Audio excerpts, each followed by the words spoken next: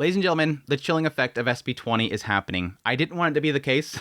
If you guys see my previous video about this whole situation between JAST and San Japan Convention, where they were removed from the convention due to SB20, I thought that it was going to be something else. Like somebody had a dispute. Somebody from JAST had an argument with somebody from the board of San Japan's convention, and they just got kicked out. Something like that. And then JAST over here is trying to make it into being about SB20 just to raise awareness around the bill itself that was going to affect after the convention was over. But I finally got a response. I talked about my previous video. I reached out to San Japan. I reached out to JAST. Nobody wanted to respond to me, and I finally got a response from JAST. So a lot of credits for them. Their actual convention director actually responded to me and gave me a lot of clarification about exactly what happened there. And I think a lot of what they responded with is kind of concerning. I think if you're an artist, if you're a merchant, a lot of people, a citizen of the United States, I think this is kind of scary. The response that I got sort of solidifies a lot of the concerns, and again, the involvement of SB20 itself. So let's just actually get right into it. To give people a quick kind of rundown of what happened, San Japan is a convention in Texas, and JAST was a part of it. They went on there on Friday. They had their first day there. They said here it was very successful, but it looks like overnight there was a vote that was made. And the next day, on Saturday, they were told to get off the premise. They were kicked out. They claimed here in this post, and they corrected it in their response to me, they were banned from San Japan. A little bit of a spicing up of the post itself to get people a little bit more shocked by the fact they were kicked out. Temporarily kicked out. But anyways, that's what was actually happened. They got kicked out of the convention. They said their stuff was too powerful, too provocative for the Lone Star State, ahead of the anti-anime bill SB20 going to effect on Monday, which was several days after. So even though SB20, which is this bill that is originally was proposed and passed in Texas, that had to do with pretty much fighting AI-generated art of young kids and whatnot. That bill, by many people, is considered to be a bit too broad of a bill, that it will impact anime, manga, light novels, and stuff like that, depending on what kind of art you have in light novels. But anyways, it was kind of bringing up a lot of concerns here that, okay, is this finally happening? Is this bill itself, despite the fact that a lot of people say that there's a lot of elements in it that aren't going to hold in court? I even agree there that if, the federal judges, if the Supreme Court gets a hold of this, they're probably going to slap it down very quickly. But the effect here is a chilling effect, where these conventions and the merchants and whatnot are going to be afraid of the law, and thus they will completely avoid anything that could be questionable. But anyways, they got kicked out of this convention, and here we are today. I sent San Japan, I sent JAST emails, trying to get some sort of clarification about exactly what was said. And again, I got a response from the JAST convention director. I asked them to clarify specifics on the removal itself. They said we were removed from the vendor hall on Saturday morning due to the fact that we had content involving schoolgirls and lolly characters. All of our books have a disclaimer on the back that all characters are 18 plus, but SB20 applies to any book that even depicts a minor in any fashion.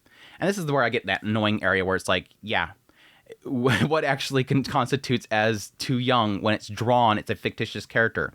I mean, you could argue here with San Japan right here. How old is this character? I mean, she looks like she could be 17. They continue. We were not given a warning and were just told that Friday night there was a vote held by the board to remove our booth. So again, Friday they came out there. They had success. Then that night, when they were out of the convention, at some point, the board came together, probably had some of their materials. Maybe a Karen came in the door and said, I went in that convention and there was a naughty stuff in there. Take them out of here. And then they had a vote. And then Saturday morning, JAST comes in there and they say, get out. You're not allowed here anymore. You can't be a part of this convention. I asked them specifically, okay, you're not giving me a clarification here. The biggest concern that I had was in your post, you say, do the anti-anime bill SB20. Did they say specifically SB20 was the reason you were kicked out? They said SB20 was said to be a high motivator to why they were cracking down on content. Although it wasn't stated as a direct reason, it was implied that this is the reason for the stricter crackdown on content. Again, it sounds like a little bit of double talk there. They're not saying you're out of here due to SB20. They're saying that the increased crackdown on the content is due to SB20. Now, this is my assumption, is what they're kind of implying here, is that since the board voted on them being kicked out the night before, now you have somebody that is running the hall comes to JAST and says, the board kicked you out. I'm guessing they have a conversation with that person and they were saying that SB20 was a high motivator, but they don't have direct confirmation from the board because they weren't at the board meeting. JAST was not there for that vote. So they're getting secondhand information. But either way, they're saying here it was said to be a high motivator. That tells me the person heading the hall said that. That gives me the indication they said that. This is the indication here. This is where we're getting that confirmation that, yes, if SB20 is involved here. SB20 becoming a law, again, after this convention, was influencing now. Suffice to say, it's probably going to be in effect going forward for a lot of conventions if this is something that's going to spread elsewhere. If people of the board of this particular convention might be on other boards, this is going to spread. Board members could be possibly part of other conventions, and this is going to spread elsewhere. This, again, is that chilling effect. The law is not coming after them. No arrests, no charges were made, but simply because they're afraid of it and they don't know if it applies to them, they're going to avoid it completely. I then asked them, was your booth actually refunded? They said, no, we were not refunded at all for the booth space. They also took back our dealer badges as well. This is like, again, this is where I have that concern for anybody that would ever want to go to San Japan. Or again, anywhere in Texas to a convention.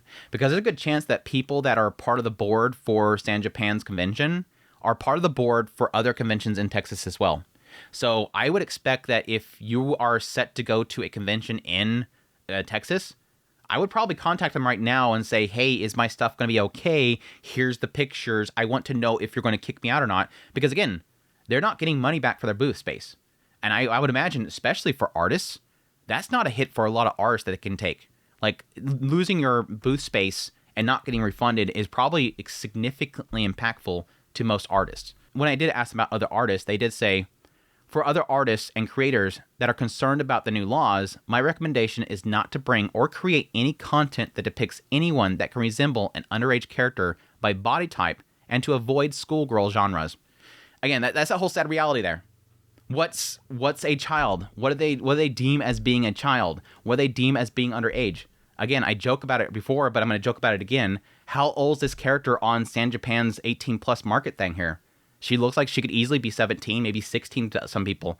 What's the age? What's the age of the slime back there? Is this slime consenting? I don't know. This is that stupid gray area that is so dumb. And once that door is open, you cannot shut it.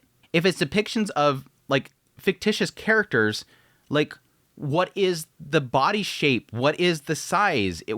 Does that mean that adults can't be petite anymore? Does that mean that all females have to have large jugs? I thought that was against certain groups. What makes a character an adult? What facial features? Do they all have to have wrinkles on their faces? Do we have to have all, like, petite looking characters have wrinkles over the face? Like, what is the sign here? They all have to have gray hair? Like, how do we make these characters and not be afraid of what's actually going on them? Again, this is that slippery slope, and this is the chilling effect. Now, I will say that I was informed by other people that went to San Japan on Saturday that they did see lolly content. So it does look like, even though JAST was removed for this particular reason, it doesn't look like it was like a clean sweep. And I think that specifically how far the content went, because they said specifically that the stuff was lewd. There was a lot of the content that was lewd, and it was spicy, but it wasn't like something going into another location. Like, there wasn't like full-on action happening. So keep that in mind. To wrap things up, they did clarify that despite their post saying that they were banned, I guess they wanted to spice it up, they were not actually banned. They were not outright banned. They got ejected from the vendor hall, and they said they could be applied for next year.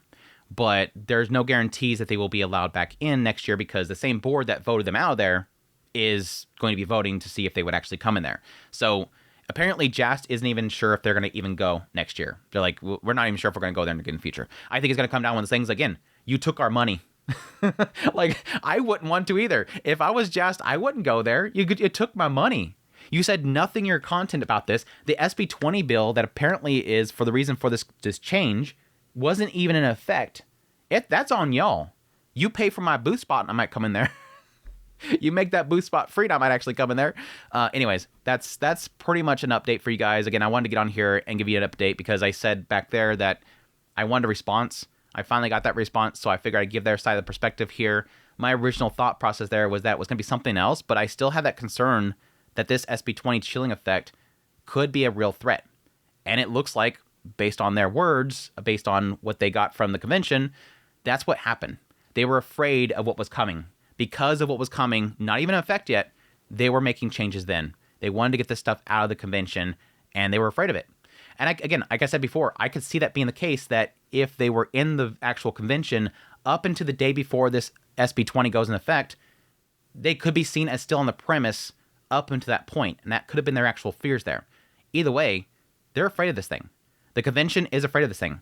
And whether you want to believe JAST about this or not, this is proof that vendors, merchants, are afraid of SB20.